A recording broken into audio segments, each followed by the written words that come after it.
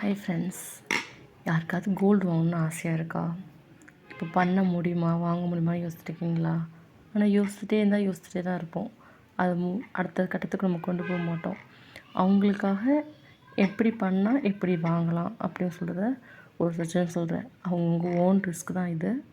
But அப்படியே இருந்தால் அப்படியே தான் நம்ம இருப்போம். சில முயற்சிகள் பண்ணணும், பண்ணால் நல்லாயிருக்கும், நம்மளுக்கும் நிறையா சேர்க்கலாம். அதுக்காக ஒரு சின்ன டிப்ஸு பாருங்கள்.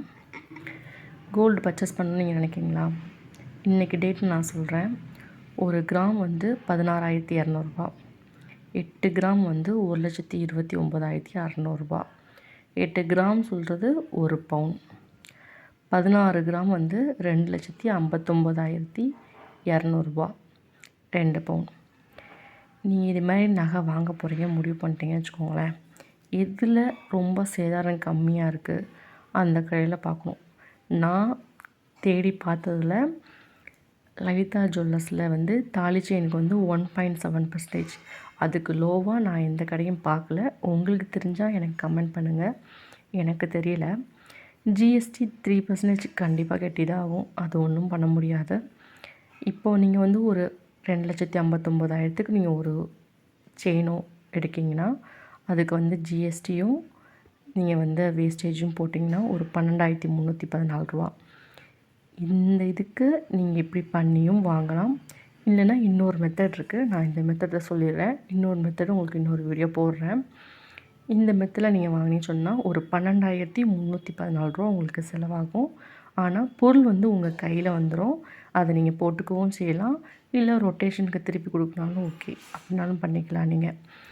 இப்போ இதில் பார்த்தீங்கன்னா கோல்டு ரேட்டு 2,59,200. இந்த டேக்ஸும் வேட்டும் சேர்த்து 12,314. இந்த 12,314 நீங்கள் இதில் பண்ணியும் பண்ணலாம், பண்ணாமையும் பண்ணலாம். அது அடுத்த வீடியோவில் உங்களுக்கு சொல்கிறேன். இந்த ரெண்டையும் கூட்டினா 2,71,514. இது உங்ககிட்ட இருக்கான்னு உங்களுக்கு டவுட்டாக இருக்கும். கண்டிப்பாக சில பேர் வீட்டில் இருக்கும், சில பேர் கொஞ்சம் கஷ்டப்படணும், வேறு வழி கிடையாது. அந்த இருக்கிறவங்க வீட்டிலே நம்ம எடுத்து நம்ம நம்மளோட பீரோவில் சும்மா வச்சுருப்போம். நல்லா பார்த்தாலுமே நம்ம லேடிஸ் எல்லாருமே ஒரு செயின், ஒரு கம்மல், ஒரு வளையல் இதுதான் மோஸ்ட்லி போடுவோம். ஏதாவது ஃபங்க்ஷன் வந்தால் தான் போவோம். மித்ததெல்லாம் நம்மளுக்கு ஸ்டோர் பண்ணி தான் வச்சுருப்போம். இருக்கட்டும் பரவ போட்டுக்கலாம்னு சொல்லிட்டு. அதை நம்ம யூஸ்ஃபுல்லாக இதில் வச்சு மூவ்மெண்ட் பண்ணலாம். அது எப்படின்னு சொல்கிறேன் உங்களுக்கு. இப்போ நீங்கள் 3 லட்ச ரூபாய்க்கு உங்களுக்கு தேவைப்படுது. இதில் ஏன்னு சொன்னீங்கன்னா நீங்கள் வாங்குகிற கிராமில் ஒரு 200 கிராம் 300 கிராம் கூட வரும். அதனால தான் நான் உங்களுக்கு 3 லட்ச ரூபா சொல்கிறேன். அந்த 3 லட்ச ரூபா எப்படி எடுக்கலாம்னு சொன்னிங்கன்னா, பேங்க்கில் போய் ஒரு 35 கிராம் உங்கள் வீட்டில் இருந்துச்சுன்னா நீங்கள் பேங்க்கில் போய் வச்சிங்கன்னா அவங்க 2,80,000லேருந்து 3 லட்சம் வரை உங்களுக்கு ரூபா கொடுப்பாங்க. அந்த அமௌண்ட்டை வச்சு நம்ம போய் நகை எடுத்துடலாம். எப்படி எடுக்கலாம்னா, நீங்கள் அதிக வேஸ்டேஜ் கொடுத்து எடுக்கக்கூடாது, கம்மியான வேஸ்டேஜ் கொடுத்து தான் எடுக்கணும். தாலி செயின், முறுக்கு செயினுக்கு மட்டும்தான் இந்த வேஸ்டேஜு. மித்ததுக்கெலாம் வேஸ்டேஜுன்னு செயினுக்கு போயிடாதீங்க. அதெல்லாம் 4.5ன்னு சொன்னாவே அதுவே உங்களுக்கு 9,000 10,000த்துக்கு மேலே வந்துடும். நீங்கள் அவ்வளோ ஸ்பெண்ட் பண்ணக்கூடாது. ஒரு 5,000க்குள்ளே இருந்துச்சுன்னா உங்களுக்கு நான் கொஞ்சம் நார்மல். அதுவே நீங்கள் செலவழிக்காமல் தான் நான் எடுக்கணும்னு சொல்லுவேன். பட் நம்மளுக்கு அர்ஜெண்ட்டாக பொருள் கையில் இருந்தால் நல்லது. ஏன்னா நம்ம கையிலேருந்து ஒரு 35 கிராம் பேங்கில் வைக்கமே, கையில் பொருள் இருந்தால் நல்லதுன்னு நினச்சிங்கன்னா இந்த 12,000 செலவிங்க. இல்லை எனக்கு வேணாம், நீங்கள் ஒரு 6 மாதம் வெயிட் பண்ணுவீங்க அப்படின்னு வெயிட் பண்ணிங்கன்னா இந்த அமௌண்ட்டை நீங்கள் செலவிக்கணும்னா ஜிஎஸ்டி மட்டும் கட்டிட்டு நீங்கள் எடுத்துடலாம். நான் மோஸ்ட்லி லலிதா இதில் தான் ட்ரை பண்ணுவேன். லலிதாவில் உங்களுக்கு வேஸ்டேஜ் கம்மி. அதே மாதிரி நீங்கள் ஒரு 6 மந்த்தோ 1 இயரோ கழிச்சு நீங்கள் எடுத்தீங்கன்னா விருப்பப்பட்ட செயினை நீங்கள் எடுத்துக்கலாம். இப்போ நீங்கள் 3 லட்ச ரூபாய்க்கு நீங்கள் வச்சு எடுத்துகிட்டு நீங்கள் 2 பவுன் பொருளை கையில் வச்சுருவீங்க. லோ வேஸ்டேஜ்லேயும் எடுக்கிறீங்க, நம்ம கையில் பொருளும் இருக்கும். இப்போ உள்ள நிலமையை பார்த்தோன்னா ரேட் கூட தான் செய்யுது, குறையலை. நல்லா குறைஞ்சாலும் 12,500 13,000த்துக்குள்ளே வரும்னு தான் சொல்கிறாங்க, தவிர ஃபுல்லாக அதுக்கு கீழே இறங்காது. நம்ம இதை இப்போ உள்ள இன்வெஸ்ட்மெண்ட்டாகவும் எடுத்துக்கலாம், லாங் டைம் இன்வெஸ்ட்மெண்ட்டாகவும் எடுத்துக்கலாம். இப்போ நீங்கள் 3 லட்சத்துக்கு 1 இயருக்கு எவ்வளோ இன்ட்ரெஸ்ட் கட்டுவீங்கன்னா 27,000 கட்டுவீங்க. இந்த அமௌண்ட்டோடு சேர்த்து நீங்கள் எவ்வளோ முடியுமோ 1 இயர் 2 இயர்ஸ்க்குள்ளே இதை திருப்பிட்டீங்கன்னு சொன்னால் கண்டிப்பாக உங்களுக்கு ப்ராஃபிட்டு தான் இருக்கும்.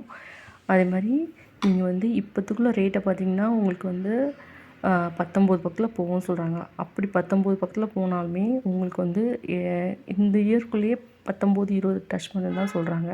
இப்போ கொஞ்சம் குறையுது. ஆனால் ஏறிடும்னு எனக்கு நம்பிக்கை இருக்குது. இப்போ வந்து நீங்கள் பார்த்தீங்கன்னு வச்சுக்கிட்டிங்கன்னா ரூ. 2800 ஈஸியாக உங்களுக்கு ஏறும். நான் என்னோடய கணிப்புப்படி. அப்படி ரூ. 2800 ஏறிச்சிங்கன்னா இதுலேயே உங்களுக்கு 44,800 உங்களுக்கு ப்ராஃபிட் கிடைக்கும்.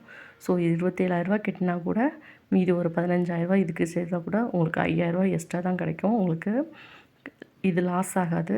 என்னை பொறுத்தளவு நீங்கள் வேணால் ட்ரை பண்ணுங்கள். நீ கொஞ்சம் அனலைஸ் பண்ணிக்கோங்க. இது ஒரு மெத்தடு. நீங்கள் இதை பாருங்கள். எனக்கு கமெண்ட் பண்ணுங்கள் எப்படி இருக்குன்னு. வீட்டில் உள்ளவங்களோட பெர்மிஷனோட நகையை வைக்கவோ வாங்கவோ செய்யுங்க. ஏன்னா திருப்பும்போது அவங்க பெர்மிஷன் இல்லாமையோ அவங்களோட ஒத்துழைப்பு இல்லாமலோ அவங்களால திருப்ப முடியாது. அதனால் வீட்டில் நல்லா பிளான் பண்ணி அதுக்கப்புறம் வந்து நீங்கள் வந்து இதை வாங்குங்க.